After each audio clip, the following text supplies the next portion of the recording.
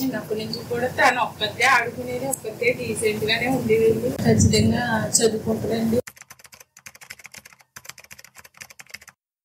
మనకి రీసెంట్ గా ఇన్స్టాగ్రామ్ లో ఒక స్టూడెంట్ మెసేజ్ చేసింది, hi sir, can you help us study inter. తన పూర్తి వివరాలు తెలుసుకోవాలనే ఆలోచనలో భాగంగా తనతో మనం చాట్ చేయడం జరిగింది. తన పేరు శ్వేత అని, తన కడీపుల గురించి మాట్లాడుతుందని, తను రీసెంట్ గానే 10th క్లాస్ పాస్ అయ్యిందని, తనకు చదువు అంటే చాలా ఇష్టమని, తను గవర్నమెంట్ స్కూల్లో చదువుకున్నప్పటికీ 533 మార్క్స్ సాధించారని, తనకు ఇంటర్ కూడా బాగా చదువుకోవాలని ఉందని, కానీ తనకి పేరెంటల్ సపోర్ట్ కానీ ఫైనాన్షియల్ సపోర్ట్ కానీ ఏ మాత్రం లేవని చెప్పింది. సో ఈ విషయంపై మన ప్రవీణ్ పెంతస్ టీం కొంచెం డీప్ గా ఎంక్వైరీ చేయగా అక్కడ వాళ్ళు తన కోసం చాలా మంచిగా చెప్పారు. తనకి చదివే ప్రపంచం అని, తనకి ఇల్లు స్కూల్ తప్ప వేరే ఆలోచన లేదని, తనని వాళ్ళ అమ్మమ్మ చూసుకుంటారని, వాళ్ళిద్దరూ కలిసి ఆ చిన్న గుడిసెలో ఉంటారని, బట్ వాళ్ళ రిలేటివ్స్ అయితే దగ్గరలోనే ఉన్నారని చెప్పారు. ఒకసారి వాళ్ళని మీట్ అయ్యి వాళ్ళ సైడ్ నుంచైనా శ్వేతకి ఏదైనా చిన్న సపోర్ట్ దొరుకుతుందని ఎక్స్పెక్ట్ చేద్దాం. ఈమె తన పిన్ అవుతారంట. ఈమెను ఒకసారి మనం ఎంక్వైరీ చేయగా తను చాలా బాగా చదువుకుంటుందని, 10th క్లాస్ పాస్ అయినప్పుడు తన హ్యాపీనెస్ ని మాతో చాలా బాగా షేర్ చేసుకుందని, తనకి ఇంకా పై చదువులు చదివించే వాళ్ళు ఉంటే ఎందుకంటే ఎక్కువ కష్టపడి చాలా మంచి పొజిషన్ కి వెళ్తుందని చెప్పారు. బట్ ఈ రోజుల్లో ఇంటర్ చదివించాలంటే ఎలా చూసినా 2 years కి 2 lakhs వరకు ఖర్చు అవుతుందని, మా పరిస్థితి కూడా అంతంత మాత్రమే ఉందని చెప్పారు. తన MBA వరకు చదువుకొని కూడా తనకి ఏమాత్రం సహాయపడలేకపోతున్నానని చెప్పి చాలా బాధపడ్డారు. అలాగే తను చూస్తుంటే ఆ బాధ రోజు రోజుకి ఎక్కువ అవుతుందని,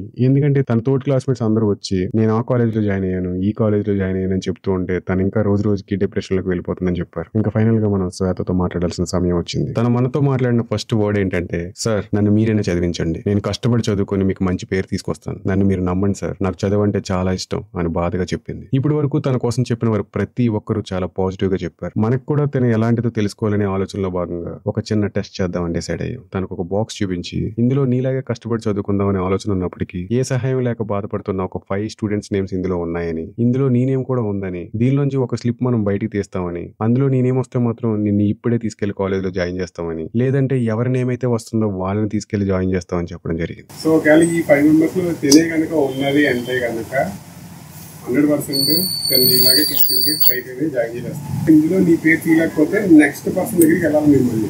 దీనికి నీ సమాధానం ఏంటని అడిగాం. తను చెప్పిన ఒకే ఒక సమాధానంతో తను ఎందుకు ఆ ఊళ్ళో అంతమంది ఎక్కువగా ఇష్టపడతారనే విషయం మనకు క్లియర్ గా అర్థమైంది. ఆ సమాధానం ఏంటంటే, సార్ నా పేరు వస్తే నేను హ్యాపీగా చదువుకుంటాను, ఇంకెవరి పేరైనా వస్తే తనలా బాధపడుతున్న వారిలో ఒక్కరికైనా సరే మంచిగా చదువుకునే అవకాశం వచ్చిందని చాలా హ్యాపీగా ఫీల్ అవుతాను సార్ అని చెప్పింది.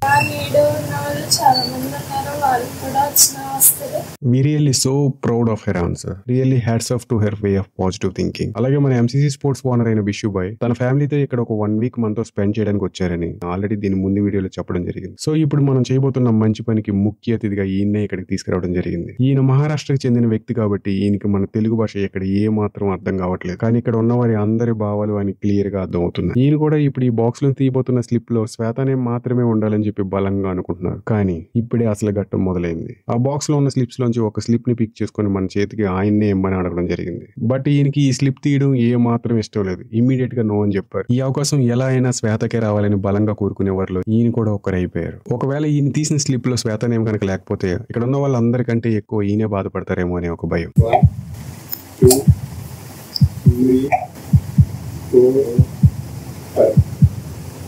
You have to select. So ఈయన శ్వేతకి ఈ స్లిప్ పిక్ చేసుకునే అవకాశం ఇమ్మని చెప్పారు.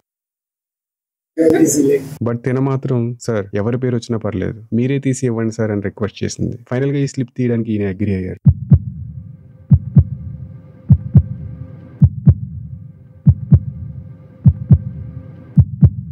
Her name is Sweta. Okay. You open and read it out.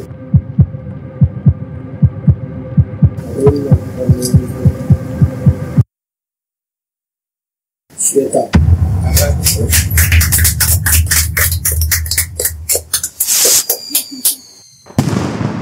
Congratulations Sweta, you have been selected. Here all are so happy and so emotional.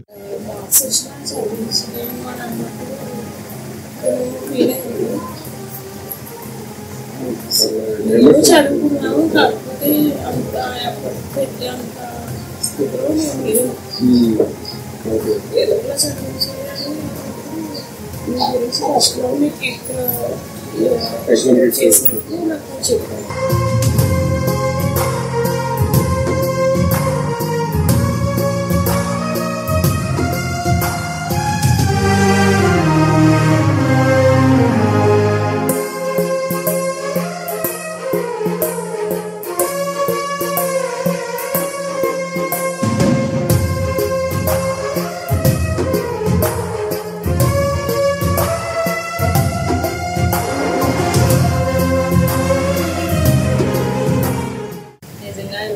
వస్తుందని అనుకోలేదు, expect చేయలేదు.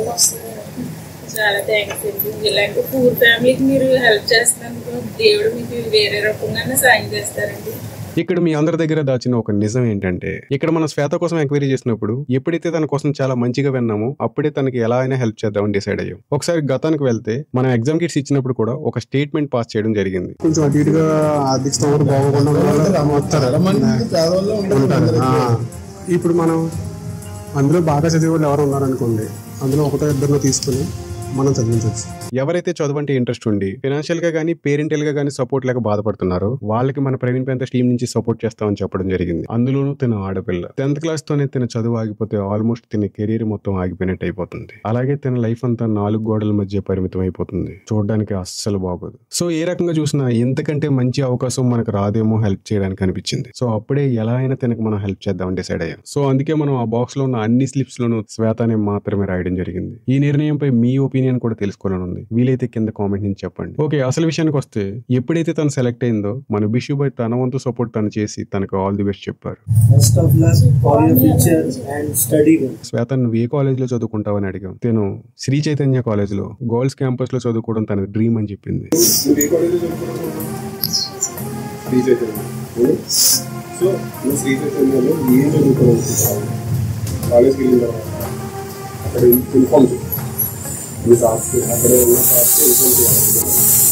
So నువ్వేం చదువుకోవాలన్నా సరే నేను తీసుకురావాలి అయితే ఇప్పుడే నీకు కావాల్సిన ఏర్పాట్లు అన్నీ చేస్తాను.